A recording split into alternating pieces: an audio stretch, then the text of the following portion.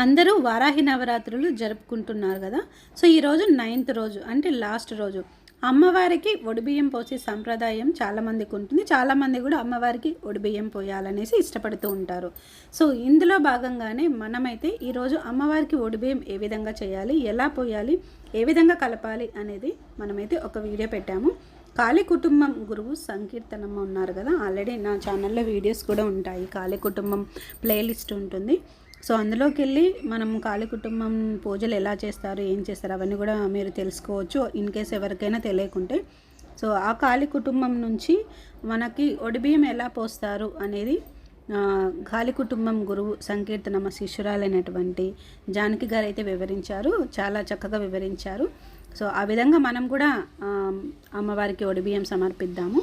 అలాగే మనకి ఫ్రైడే రోజు ఒడిబియ్యాలు అనేవి పొయ్యాలనేసి గురువు చెప్తున్నారనమాట. అది ఎవరిష్టం వాళ్ళది. అంటే ఈరోజు 9th రోజు, 9th డే అయినా పోయచ్చు, లేదంటే ఫ్రైడే అయినా పోయచ్చు.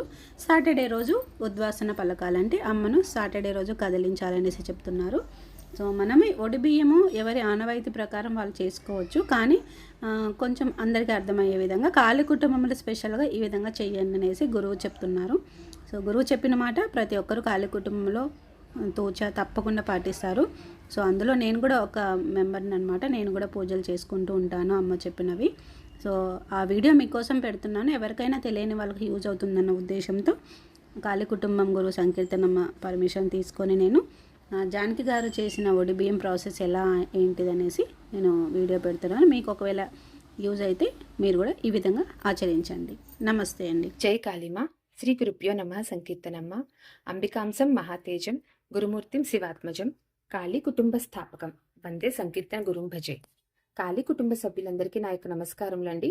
అయితే వారాహి నవరాత్రి పూజలు మనమందరము కూడా గత 9 రోజులు బట్టి చేసుకుంటున్నాం కదా. ఈ రోజుతో 9 రోజుల పూజలు అంటే ఈ రోజు రాత్రితో కంటిన్యూస్గా చేసుకునే వారందరికీ కూడా ఈ రోజు నైట్తో 9 రోజుల పూజలు కంప్లీట్ అవుతాయి. రేపు అమ్మ మనందరినీ కూడా అమ్మవారి ముందు ఒడిబియ్యం సమర్పించుకోమని చెప్పారు కదమ్మా. అయితే ఎల్లుండి మనం రేపు శుక్రవారం కాబట్టి రేపు మనం అమ్మవారికి ఒడిబియ్యం చీరా సారే శక్తి కొద్దీ అన్ని సమర్పించుకొని రేపు శుక్రవారం కాబట్టి రేపు అమ్మని మనం కదిలించము. ఎల్లుండి అంటే శనివారం ఉదయం కదిలిస్తాము. ఆ ప్రాసెస్ తర్వాత షేర్ చేయడం జరుగుతుంది.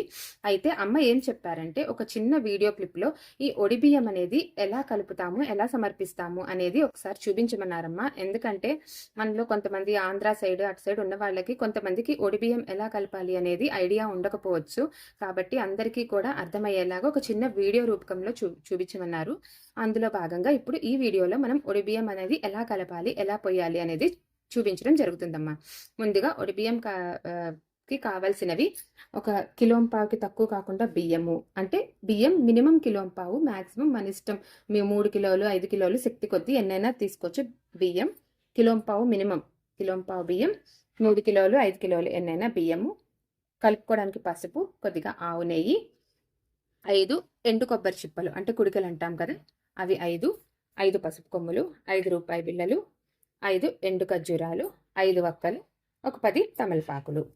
ఇప్పుడు మనం ఒడిబియ్యం ఎలా కలుపుకోవాలనేది చూద్దాము. ఇప్పుడు మనము బియ్యంలో ఇలాగా కొంచెం పసుపు వేసుకోవాలి. వేసుకున్న తర్వాత మనము కొద్దిగా ఆవు నెయ్యి వేసుకొని మనము ఆవు నెయ్యి తలుపుకొని 2 చేతులతో చక్కగా మనము ఒడిబియ్యం కలుపుకోవాలమ్మా. ఇలా అమ్మవారి నామస్మరణ చేస్తూ మనము ఒడిబియ్యాన్ని కలుపుకోవాలి.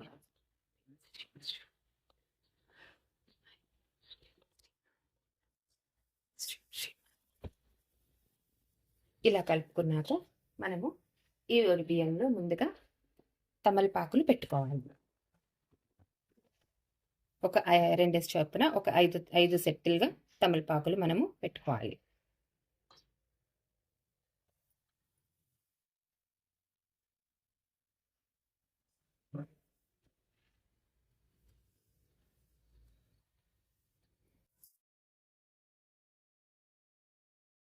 వీటి మీద మనము ఎండు కొబ్బరి చిప్పలు అంటే కుడికలు పెట్టుకోవాలి.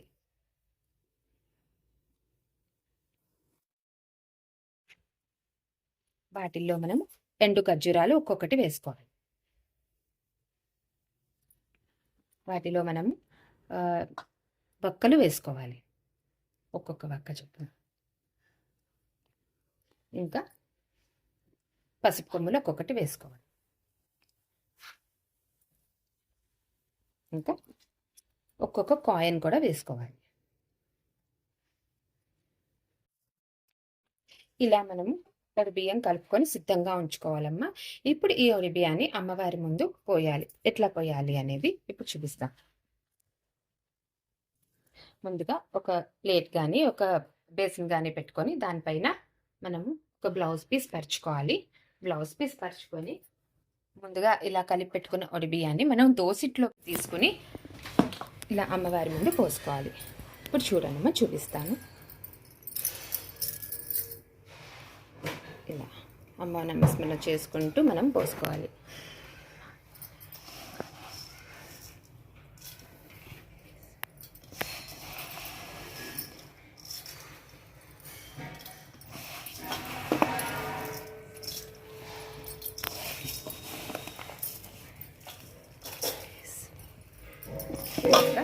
మనము అమ్మ ముందు బియ్యం అంతా పోసేసుకొని ఇలా పోసుకోవాలమ్మా.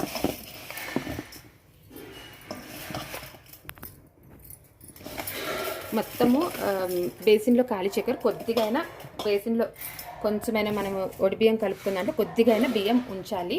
ఇలా మిగిలినవన్నీ కూడా పోసేసి మన శక్తి కొద్దీ చీర, సారె, ఇంకా పసుపు, కుంకుమ, తాంబూలం, పళ్ళు, గాజులు, పువ్వులు అన్నీ కూడా అమ్మవారికి సమర్పించుకోవాలి.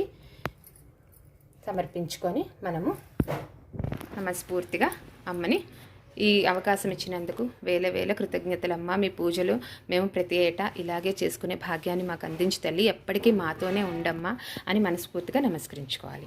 ఇది మనము బియ్యము రేపు అమ్మవారికి ఇలా పోసుకోవాలమ్మా. చూశారు కదండి, వారాహి నవరాత్రుల పూజ జరుపుకున్న ప్రతి ఒక్క ఆడవాళ్ళు ఏ విధంగా ఉద్యాపన చేయాలి, ఏ విధంగా ఒడిబియ్యం సమర్పించాలి, ఏ రోజు అమ్మవారిని కదిలించాలి, చాలా చక్కగా వివరించాలి. కాళీ కుటుంబం గురు సంకీర్తనమ్మ. కాళీ కుటుంబంలో ఉన్న వాళ్ళందరూ ఇదే విధంగా ప్రాసెస్ని చేస్తారు. అందరూ ఈ విధంగానే చేయాలనే రూల్ ఏం లేదండి. ఎవరి సాంప్రదాయం ప్రకారం, ఎవరి ఇంట్లో ఆనవాయితీ ప్రకారం వాళ్ళు చేసుకోవచ్చు అన్నమాట.